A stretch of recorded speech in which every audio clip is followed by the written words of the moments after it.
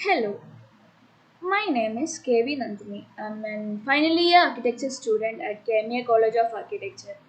I'm here to explain about my dissertation topic Art in Architecture and Human Psychology, guided by architect Monolitha Chatterjee. Need of the research. In general, all the museums in and around showcases artifacts, art, paintings, etc. With respect to this study, very few examples have been found, such as the Jewish Museum Berlin, Germany, Yad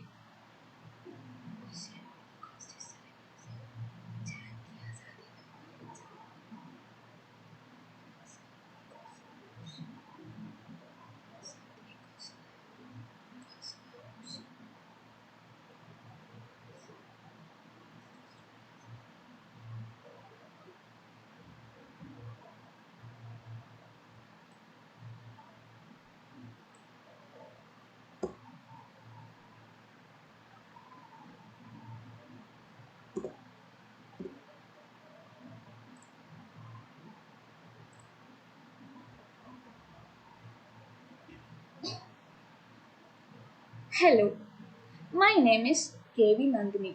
I'm a final year architecture student at KMA College of Architecture.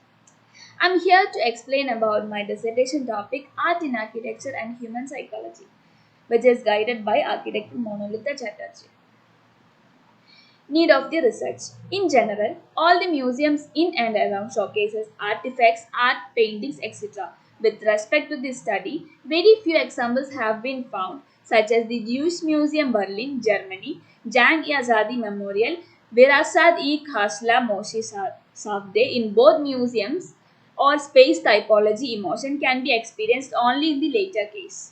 In the first case, only artists can enjoy or understand artifacts, paintings, sculptures, etc. Whereas a common man can experience all feeling emotions, which is an essential ingredient in understanding a space. That is where an architect play a crucial role in designing spaces. Central research question is bring about the importance of space in relation to human psychology. Sub research questions spatial quality perceived by human beings, why humans should understand emotions, why space are one of the most important medium to define emotions.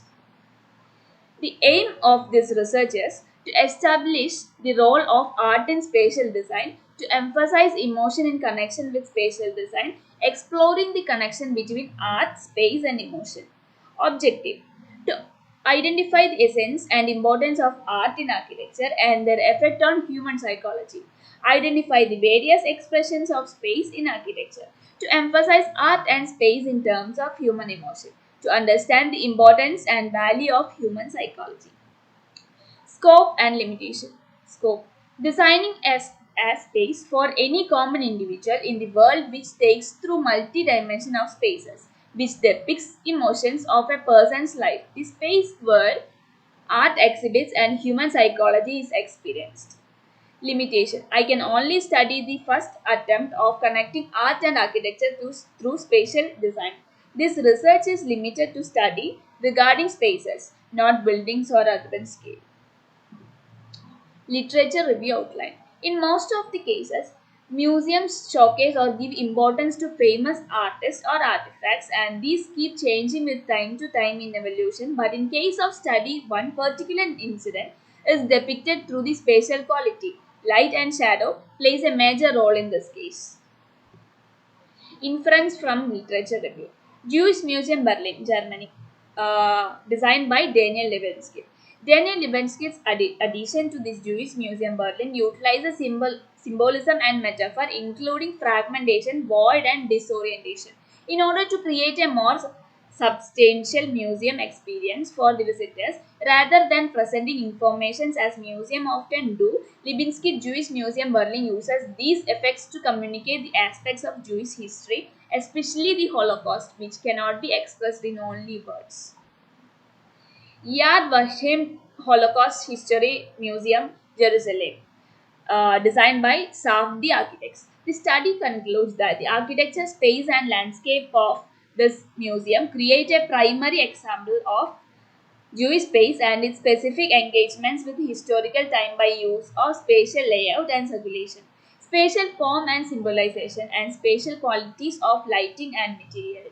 These components constructed tangible, sacred, and cultural artifacts. Such artifacts inherit, preserves, and records Yad Vashem, modern Jerusalem, and the nation of Israel, and is an ideal physical and spiritual home for Jewish people worldwide. Methodology. This research have gone through these methods of data collection. Research methodology. First gone to literature study. Study of art, space, emotion. Study of existing structures and building types with respect to research topic. Case study.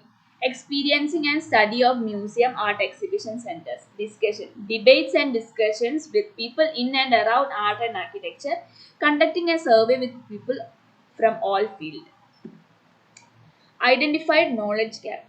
It is not necessary to have a particular building to experience emotion. It can even be achieved by creating a space for the people alone. For example, in Bangalore, there is an art fair conducted every year in Chitragala Parishad. Here, various artists and entrepreneurs come here to present their products, exhibits, etc.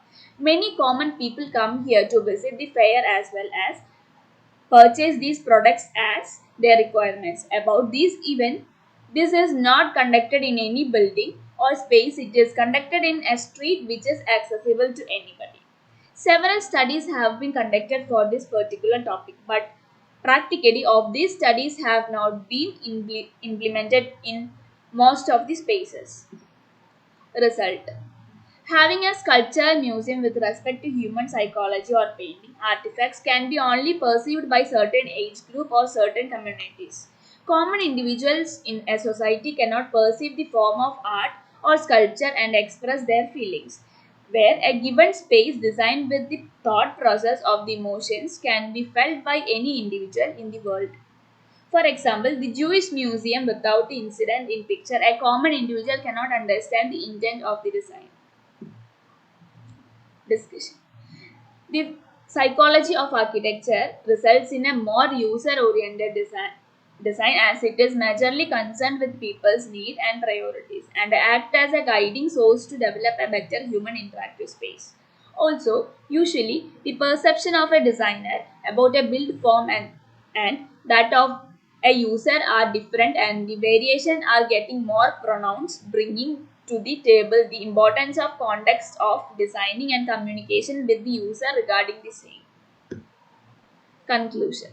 One of Allard's most consist findings is that people are strongly affected by building facades. If the facade is complex and interesting, it affects people in a positive way. Negatively, if it is simple and monotonous. People also quicken their space as if to hurry out of the dead zone or a shady space and picked up considerably when they reached stretch of restaurants and stores where, not surprisingly, they reported feeling a lot more lively and engaged.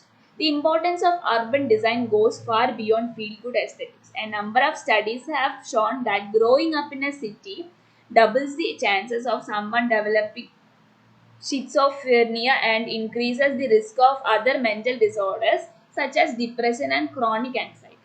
This will provide a comprehensive overview of the relationship between space, art in architecture, and human psychology, highlighting the importance of considering the emotional and psychological impact of design in creating functional and aesthetically pleasing spaces. Thank you.